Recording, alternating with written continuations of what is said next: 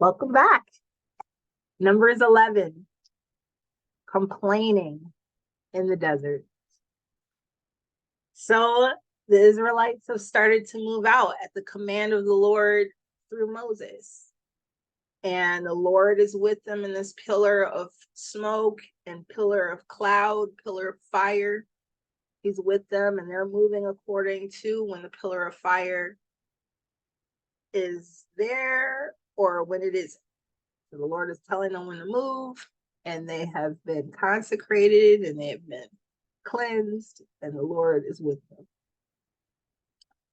And now the complaining begins. Not that they hadn't been. I don't know to what extent they had been complaining before, but they seem to have tightened up to some great extent to get into this kind of order, right? Let's find out what's happening. Complaining in the desert. Now, when the people complained in the hearing of the Lord about their misfortunes, the Lord heard it, and his anger was kindled.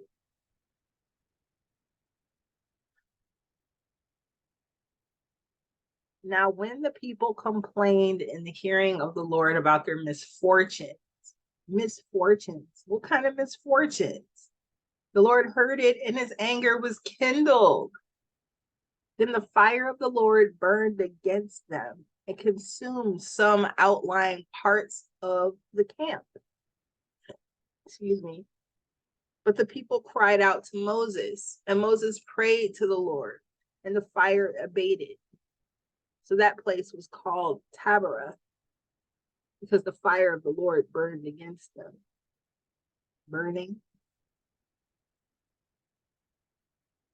And that happened on the outside of the camp, outlying parts of the camp. Consumed some outlying parts of the camp. Goodness.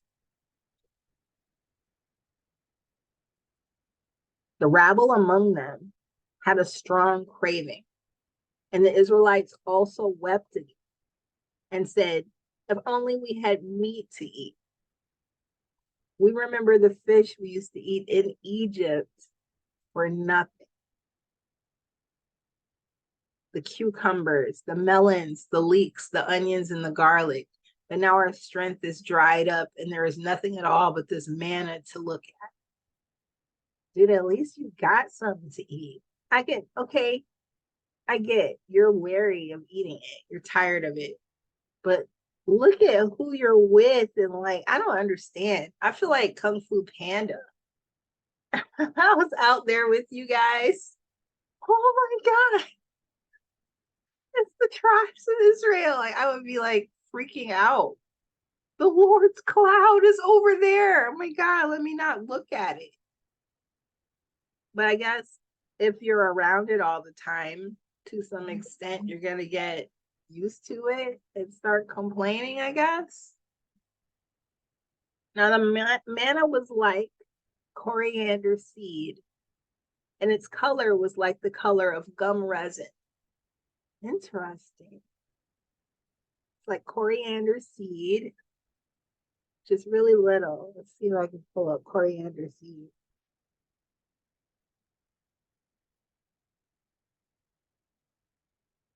So coriander seed, so you can see what that looks like, right?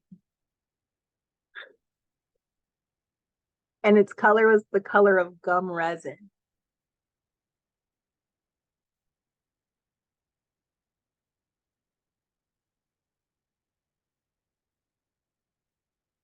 Gum resin. So it's kind of pinkish. Yeah, it's a little pinky, kind of amber colored a little bit. All right, got that. Manna. The people went around and gathered it, ground it in mills or beat it in mortars, then boiled it in pots and made cakes of it. And the taste of it was like the taste of cakes baked with oil. When the dew fell on the camp in the night, the manna would fall with it. That is really amazing. Why am I so excited about that? I don't know. That makes me excited. because it makes me feel like there's so much more that we don't know about living. And what if we would allow ourselves to be nurtured by this? What other things could we have at our disposal? What other things could the Lord delight in providing if we were obedient? You know what I'm saying? If we were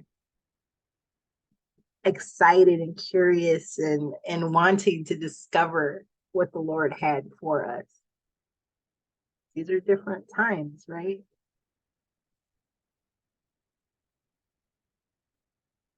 Like the taste of cakes baked with oil.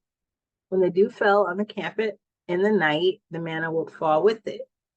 Moses heard the people weeping throughout their families, all at the entrances of their tents. Then the Lord became very angry. They were so ungrateful, so unappreciative. They had no joy. They found no joy in it. I would have flipped my freaking lid.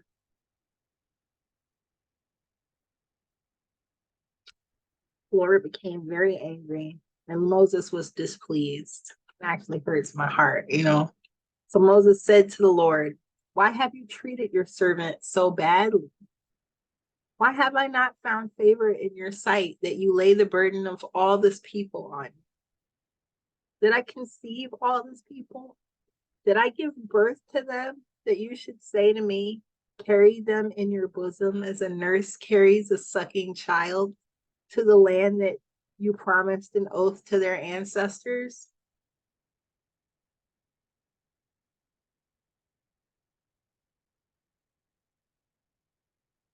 Where am I to get meat to give to all these people? For they come weeping to me and say, give us meat to eat. I'm not able to carry all this people alone, for they are too heavy for me. If this is the way you are going to treat me, put me to death at once. If I have found favor in your sight, and do not let me see my misery. I imagine that burden was tremendous. I imagine the 70 elders. So the Lord said to Moses, gather for me 70 of the elders of Israel, whom you know to be the elders of the people and officers over them. Bring them to the tent of meeting and have them take their place there with you. I will come down and talk with you there, and I will take some of the spirit that is on you and put it on them. I will take some of the spirit that is on you and put it on them, and they shall bear the burden of the people along with you, so that you will not bear it all by yourself. And say to the people,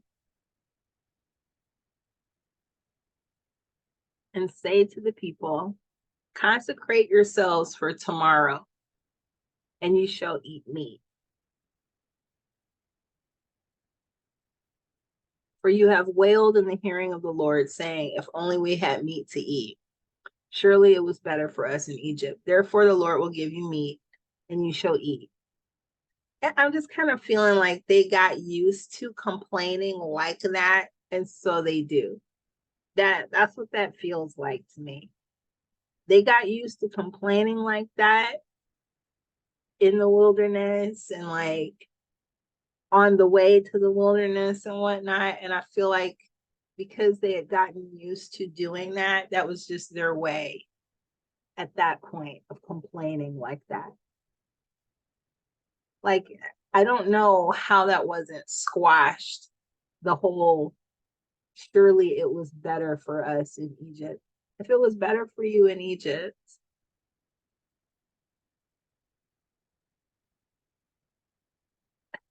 it's just, I'm just sitting here in it, wallowing in it, because I'm like, you were so severely oppressed in Egypt, and you're so ungrateful for saying that surely it was better for you there. That is so ungrateful and insulting. It's insulting. And so it's like that has gotten that got the Lord to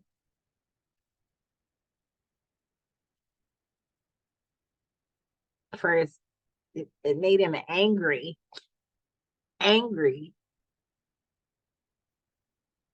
But look at how he dealt with it, though. This was funny, though. Therefore, the Lord will give you meat, and you shall eat. You shall eat not only 1 day, or 2 days, or 5 days, or 10 days, or 20 days, but for a whole month until it comes out of your nostrils and becomes loathsome to you. Because you have rejected the Lord who is among you and have wailed before him, saying, why did we ever leave Egypt? I think that was the very reason why the Lord said, only the Levites can tend me. Because if these people come anywhere near me, let them know that not anyone else can come near me, period. You know what I'm saying? Like he just seems to be annoyed at the peak of annoyance. He's already consuming parts of the camp and like punishing them now with meat for a whole month till it comes out of their nostrils and becomes loathsome to them because they like to whine. Like, so the Lord is apparent. He did not take kindly to whining, wailing and whining, complaining. I can relate.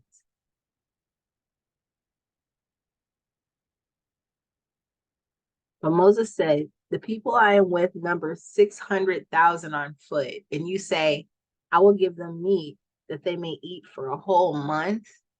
Are there enough flocks and herds to slaughter for them? Are there enough fish in the sea to catch for them? The Lord said to Moses, is the Lord's power limited? Now you shall see whether my word will come true for you or not. So Moses went out and told the people the words of the Lord, and he gathered 70 elders of the people and placed them all around the tent. Then the Lord came down in the cloud and spoke to him and took some of the spirit that was on him and put it on the 70 elders. And when the spirit rested upon them, they prophesied. But they did not do so again. 2 men remained in the camp, one named Eldad and the other named Medad, and the spirit rested on them. They were among those registered, but they had not gone out to the tent, and so they prophesied in the camp. Oh, they didn't even go to the tent, but they still prophesied. And a young man ran and told Moses, Eldad and Medad are prophesying in the camp.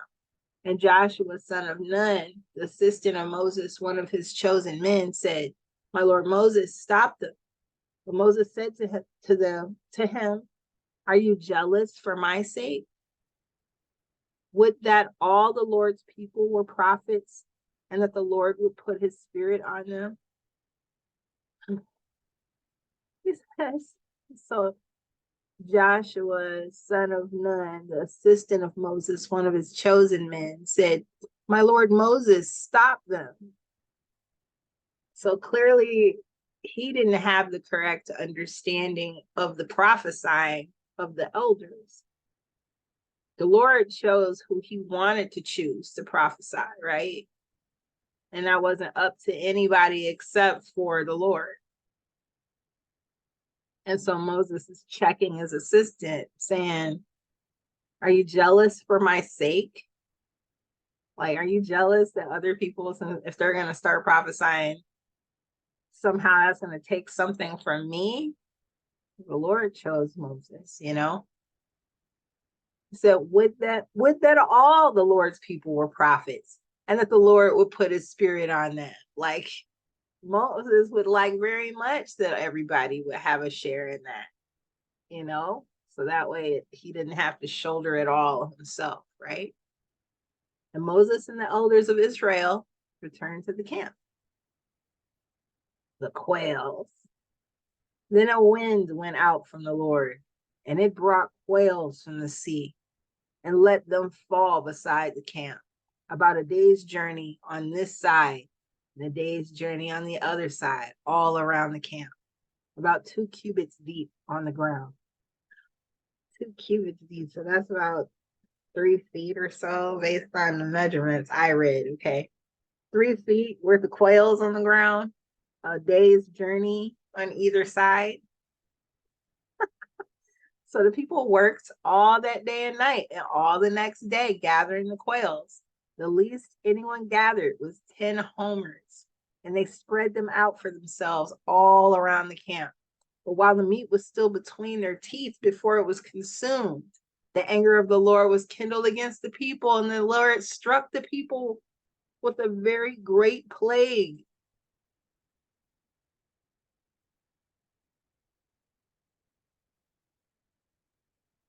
What did they do this time? They were in the middle of eating it and couldn't be quiet.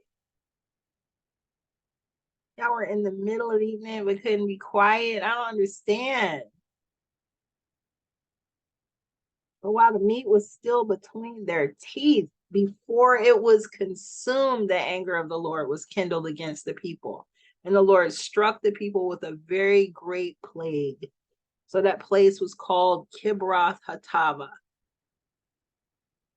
graves of craving, because they were buried, because there they were buried, the people who had the craving.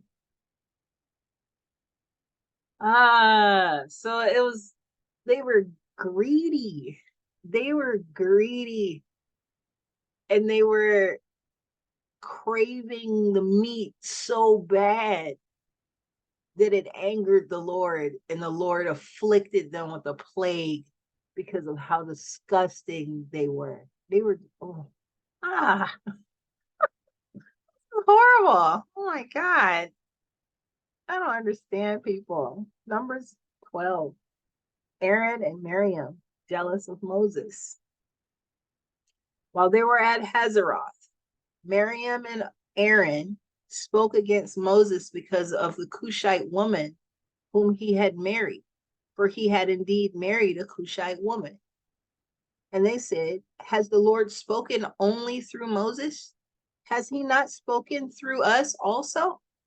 And the Lord heard it. Now the man, Moses, was very humble, more so than anyone else on the face of the earth. Suddenly the Lord said to Moses, Aaron, and Miriam, come out, you three, to the tent of meeting. So the three of them came out. Then the Lord came down in a pillar of cloud and stood at the entrance of the tent and called Aaron and Miriam, and they both came forward. And he said, hear my words. When there are prophets among you, I, the Lord, make myself known to them in visions. I speak to them in dreams. Not so with my servant Moses. He is entrusted with all my house. With him I speak face to face, clearly, not in riddles. And he beholds the form of the Lord. Why then were you not afraid to speak against my servant Moses? And the anger of the Lord was kindled against them. And he departed. When the cloud went away from over the tent, Miriam had become leprous, as white as snow. And Aaron turned towards Miriam and saw that she was leprous. Then Aaron said to Moses, oh, my Lord, do not punish us for a sin that we have so foolishly committed. Do not let her be like one stillborn, whose flesh is half consumed when it comes out of its mother's womb. Oh, goodness. Stillborn. And Moses cried to the Lord, oh God, please heal her. But the Lord said to Moses, if her father had but spit in her face, would she not bear her shame for 7 days?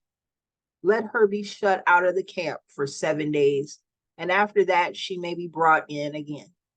So Miriam was shut out of the camp for 7 days, and the people did not set out on the march until Miriam had been brought in again. After that, the people went the people set out from Hazeroth and camped in the wilderness of Paran.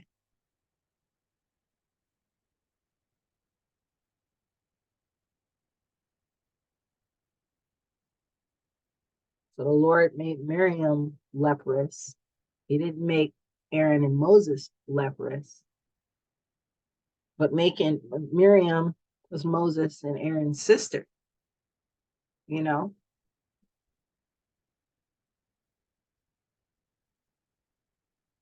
They don't want, man, wow. They're like, don't, jealousy, jealousy. Yet again, the Lord does not tolerate jealousy. If you have, if you are jealous, prone to jealousy, you really need to look at the sins that you're committing, you know, look at the sins that you're committing, the things that you're saying out of your mouth. Are you gossiping? Like, are you talking about people? Are you ruining someone's good name? Are you telling lies? Like, what is it that you're doing that's bringing this jealousy onto you or onto people around you? You got to look at that kind of stuff. Wow. Numbers 13. Spies sent into Canaan. The Lord said to Moses, send men to spy out the land of Canaan, which I am giving to the Israelites. From each of their ancestral tribes you shall send a man, everyone a leader among them. So Moses sent them from the wilderness of Paran, according to the command of the Lord, all of them leading men among the Israelites. These were their names. From the tribe of Reuben, Shammua, son of Zakur. From the tribe of Simeon, Shaphat, son of Hori. From the tribe of Judah, Caleb, son of Jephunneh. From the tribe of Issachar, Egal, son of Joseph. From the tribe of Ephraim, Hoshea, son of Nun. From the tribe of Benjamin, Palti, son of Raphu. From the tribe of Zebulun, Gadiel, son of Sodi. From the tribe of Joseph, that is from the tribe of Manasseh, Gadi, son of Susi. From the tribe of Dan, Amiel, son of Gamali. From the tribe of Asher, Sether, son of Michael. From the tribe of Naphtali, Nabi, son of Zophsi. From the tribe of Gad, Jeuel, son of Machi. These were the names of the men whom Moses sent to spy out the land. And Moses changed the name of Hoshea, son of Nun, to Joshua. Joshua, son of Nun.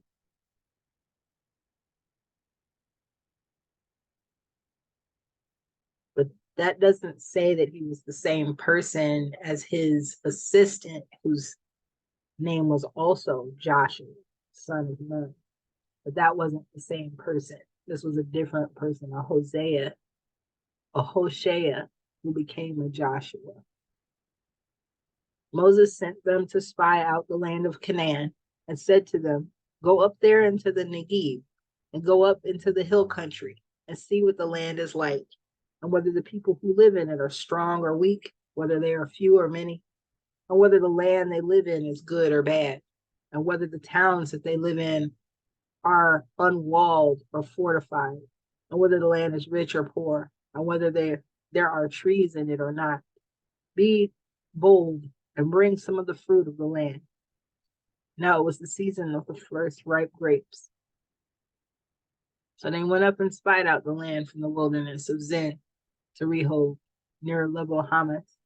They went up into the Negev and came to Hebron. That's where Abraham set out with Hagar and his son Ishmael to Mecca. I think it's really interesting. That's where they spied at. They went up into the Negev and came to Hebron. And Ahiman, Sheshai, and Talmai, the Anakites, were there. Hebron was built 7 years before Zoan in Egypt. And they came to the Wadi Eshkol, and cut down from there a branch with a single cluster of grapes, and they carried it on a pole between two of them. They also brought some pomegranates and figs. That place was called the Wadi Eshcol because of the cluster that the Israelites cut down. Eshcol is cluster. The Israelites cut down from there. The report of the spies.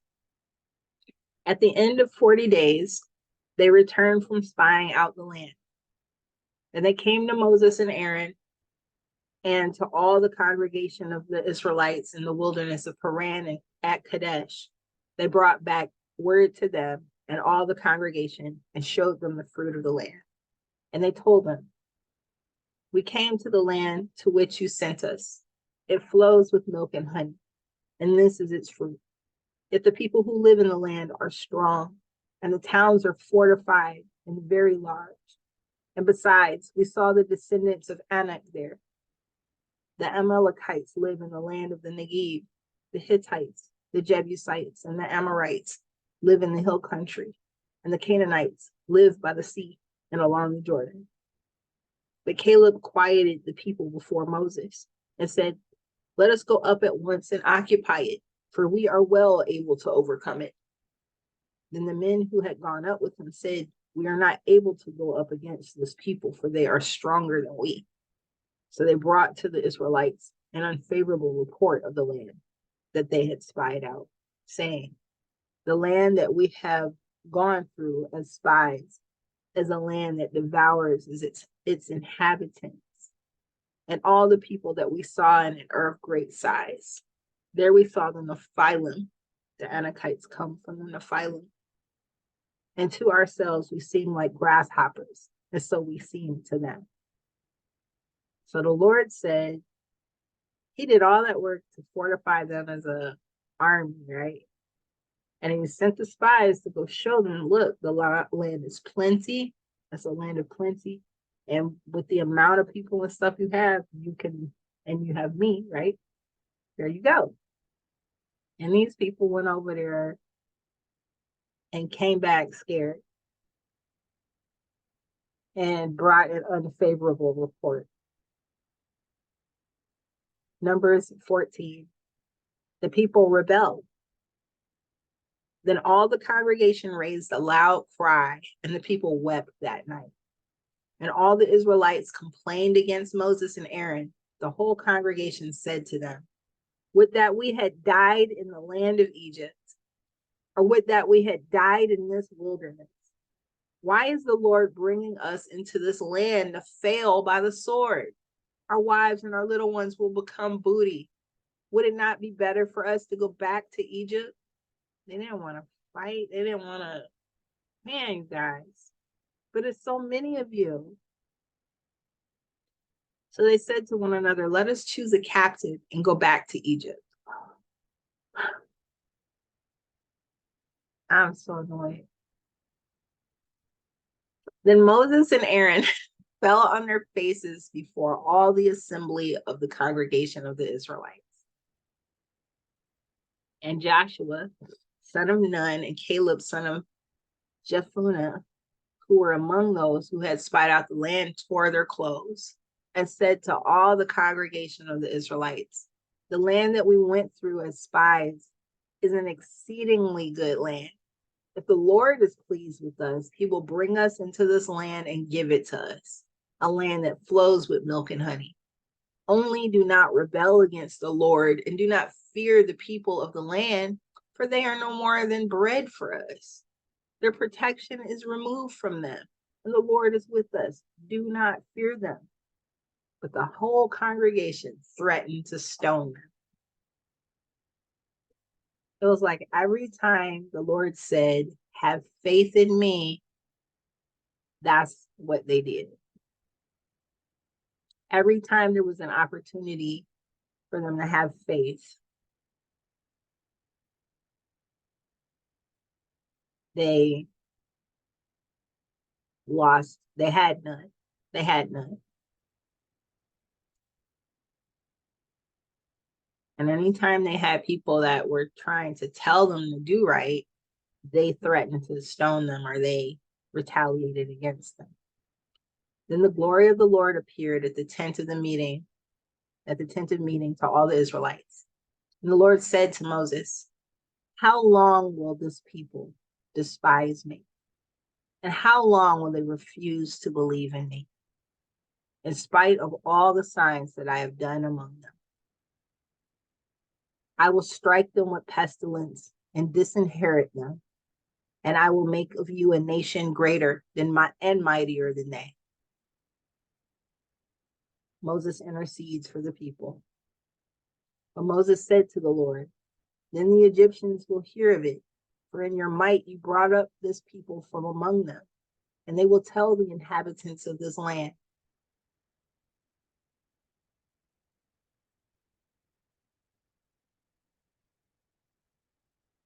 They have heard that you, O Lord, are in the midst of this people.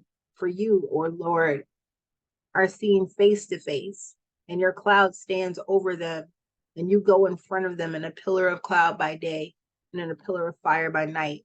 Now, if you kill this people all at one time, then the nations who have heard about you will say, it is because the Lord has not been able to bring this people into the land he swore to give them, and that he has slaughtered them in the wilderness. And now, therefore, let the people of the Lord be great in the way that you promised when you spoke, saying, the Lord is slow to anger and abounding in steadfast love,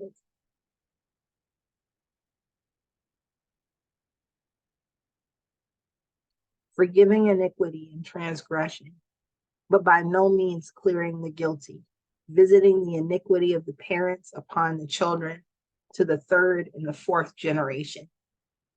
Forgive the iniquity of this people according to the greatness of your steadfast love, just as you have pardoned this people from Egypt even until now. Then the Lord said, I do forgive, just as you have asked. Nevertheless, as I live, and as all the earth shall be filled with the glory of the Lord, none of the people who have seen my glory and the signs that I did in Egypt and in the wilderness, and yet have tested me these 10 times and have not obeyed my voice, so see the land that I swore to give to their ancestors. None of the people who have seen his glory and the signs that he did in Egypt and in the wilderness, and have tested me these 10 times and have not obeyed my voice, shall see the land that I swore to give to their ancestors. None of those who despise me shall see it. But my servant Caleb, because he has a different spirit and has followed me wholeheartedly, I will bring him to the land into which he went, and his descendants shall possess it. His descendants shall possess it.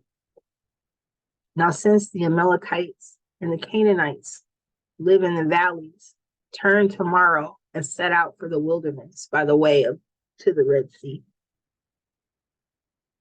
An attempted invasion is repulsed.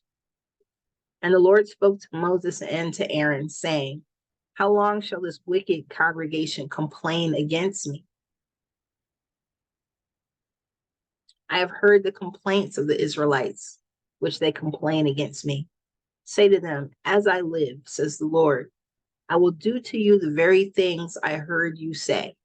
Your dead bodies shall fall in this very wilderness, and of all your number included in the census, from 20 years old and upward, who have complained against me, not one of you shall come into the land in which I swore to settle you, except Caleb, son of Jephunneh, and Joshua, son of Nun.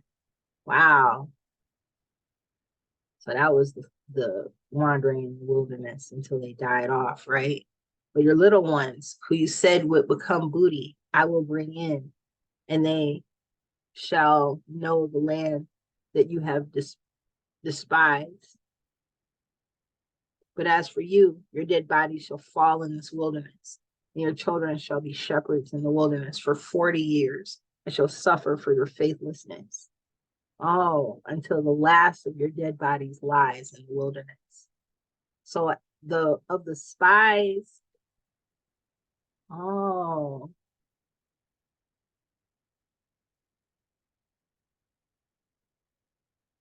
He said he heard the complaints against him. As I live, says the Lord, I will do to you the very things I heard you say. Your dead body shall fall in this very wilderness, and of all your number, included in the census, from 20 years old and upward, who have complained against me, not one of you shall come into this land in which I swore to settle you, except Caleb, son of Jephunneh, and Joshua, son of Nun. But your little ones, who you said would become booty, I will bring in, and they will know the land that you have despised. But as for you, your dead body shall fall in this wilderness, and your children shall be shepherds in the wilderness for 40 years, and shall suffer for your faithlessness until the last of your dead bodies lies in the wilderness. According to the number of the days in which you spied out the land, 40 days, for every day a year. Wow, you shall bear your iniquity 40 years, and you shall know my displeasure. So that 40 years, it was a rebuke. The 40 years was a discipline directly related to the 40 days that they spent spying on the lands of Canaan and the lands surrounding the lands of Canaan, right? 40 days that they spied became 40 years of punishment for them and for their faithlessness. It was faithlessness in the Lord again. Man, faithlessness. Do you see this pattern? I want you to see this pattern popping up. Faithlessness, jealousy, right? What else could you put in that pot that keeps showing up, you know?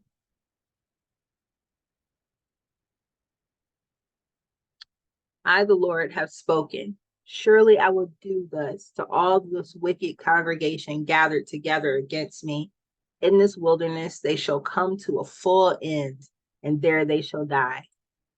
And the men whom Moses sent to spy out the land, who returned and made all the congregation complain against him by bringing a bad report about the land, the men who brought an unfavorable report about the land died by a plague before the Lord. But Joshua, son of Nun, and Caleb, son of Jephunneh, also remained alive, alone remained alive, for those men who went out to spy out the land, of those men who went out to spy out the land. When Moses told those words to all the Israelites, the people mourned greatly. They rose early in the morning and went up to the heights of the hill country, saying, Here we are. We will go up to the place that the Lord has promised, for we have sinned.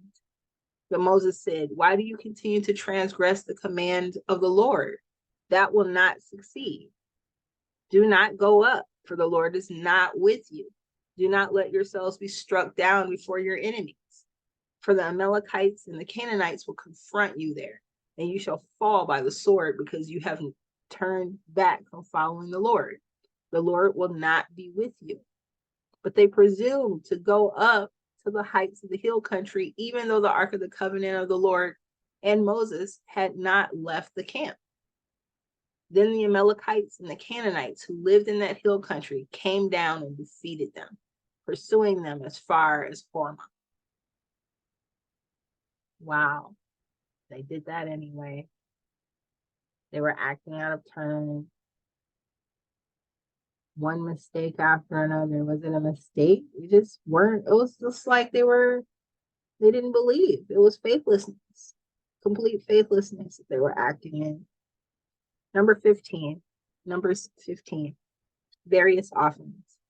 The Lord spoke to Moses, saying, Speak to the Israelites and say to them, when you come into the land you are to inhabit, which I'm giving you, and you make an offering by fire to the Lord from the herd or from the flock, whether a burnt offering or a sacrifice to fulfill a vow or as a freewill offering or at your appointed festivals to make a pleasing odor for the Lord, then whoever presents such an offering to the Lord shall present also a grain offering, 1/10 of an ephah of choice flour, mixed with 1/4 of a hin of oils.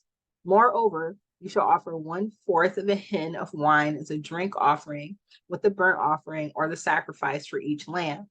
For a ram, you shall offer a grain offering, 2/10 of an ephah of choice flour, mixed with 1/3 of a hin of oil. And as a drink offering, you shall offer 1/3 of a hin of wine, a pleasing odor to the Lord. When you offer a bull as a burnt offering or a sacrifice to fulfill a vow or as an offering of well-being to the Lord, and you shall present with the bull a grain offering, 3/10 of an ephah of choice flour, mixed with half a hin of oil.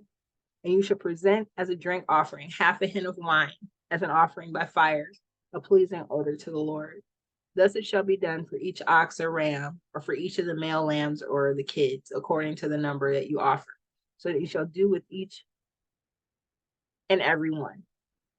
Every native Israelite shall do these things in this way, in presenting and offering by fire a pleasing odor to the Lord. An alien who lives with you, who takes up permanent residence among you and wishes to offer an offering by fire, a pleasing odor to the Lord, shall do as you do. As for the assembly, there shall be for both you and the resident alien a single statute, a perpetual statute throughout your generations. You and the alien shall be alike before the Lord.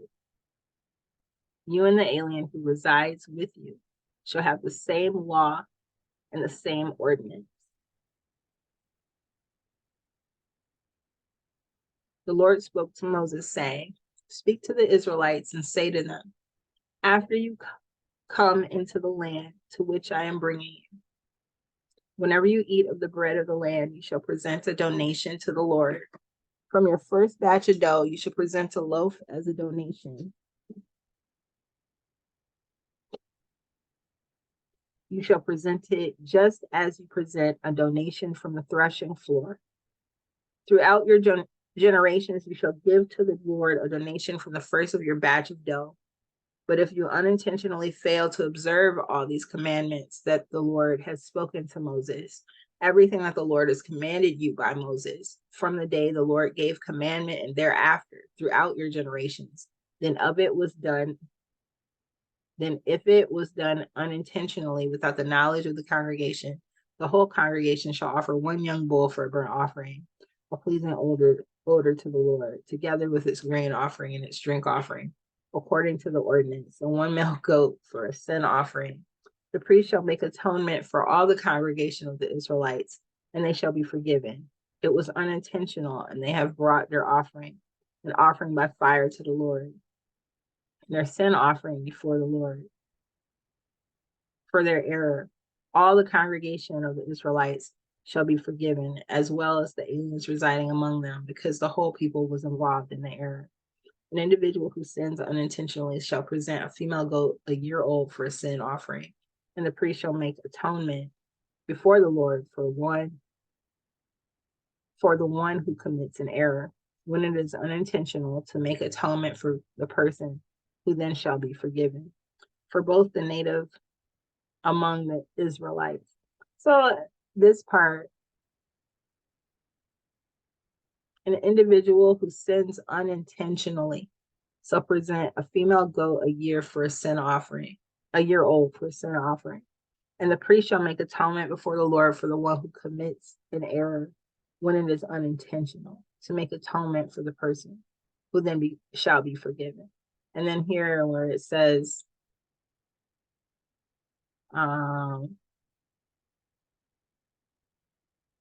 this is like for the whole congregation. If the whole congregation forget unintentionally fails to observe all these commandments that the Lord has spoken to Moses, everything that the Lord has commanded you by Moses from the day the Lord gave commandment and therefore throughout your generations. If it was done unintentionally without the knowledge of the congregation, the whole congregation shall offer one young bull for a burnt offering, a pleasing odor to the Lord, together with its grain offering and a drink offering, according to the ordinance, and one male goat for a sin offering. This is if everyone made mistakes in observing, you know what I'm saying? He made mistakes observing all of these commandments and stuff, then everyone can make atonement for that.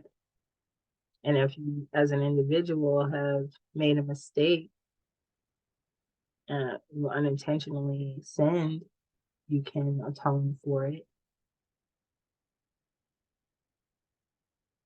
But it says, for both the native among the Israelites and the alien residing among them, you shall have the same law for anyone who acts in error. But whoever acts high-handedly, whether a native or an alien, affronts the Lord and shall be cut off from among the people. What does that mean? High-handedly.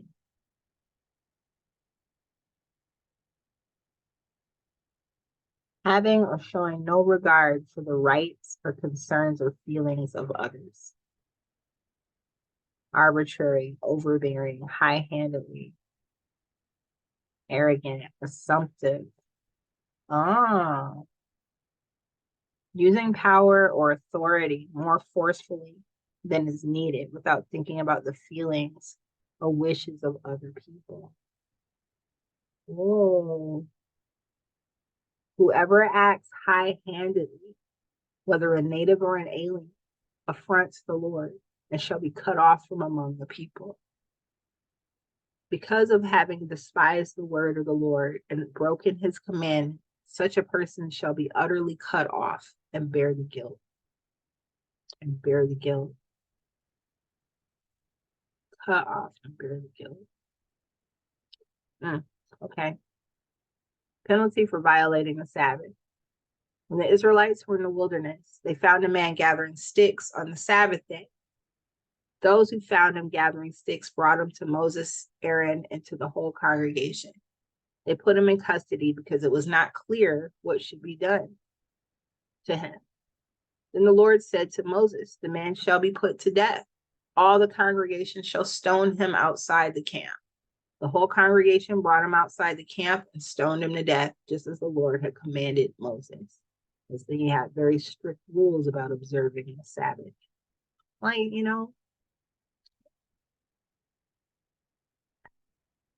what's going through my mind is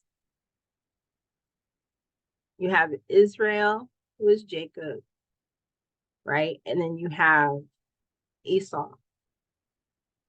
And Jacob was named the supplanter, because his hand came out of Rebekah's womb first. And they tied a string to it for it to go back inside. And then Esau was born first, right? And then Jacob was born.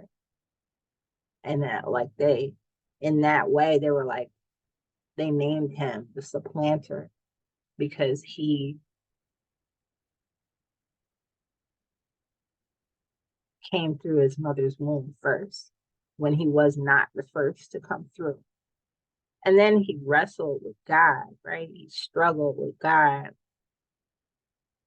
One who struggles with God is what the word Israel means. The name Israel means one who struggles with God.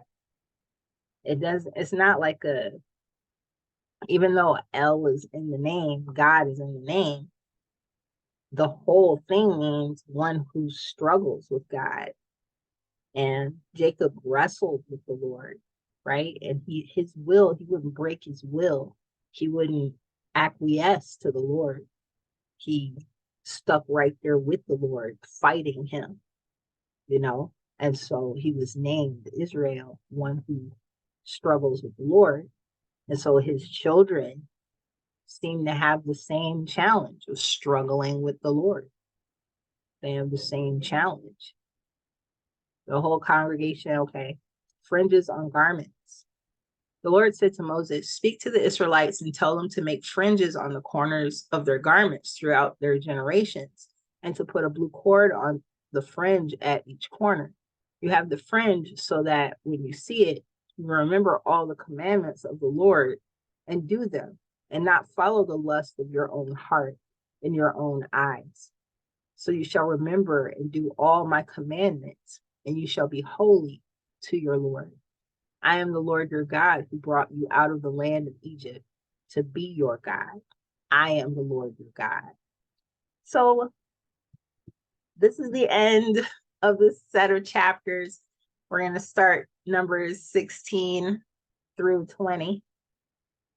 But it's like reading Numbers so far has been really important because this is the reminder of the covenant. These are the commandments that the Lord had made around sin and iniquity, and to observe them. And if you're not observing them, to repent and to make sacrifice and to make offerings. So these things, they became modified. They were changed up to some great extent going forward. And we'll see how that looks, because the Lord had stated he didn't want any burnt offerings anymore. He didn't want any incense. He didn't want none of that anymore after these events. Okay, so I want to just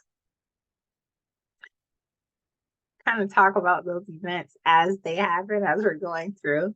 I just found them very fascinating. But that's the end of this video, and I will see you on the next one for number 16. See you then.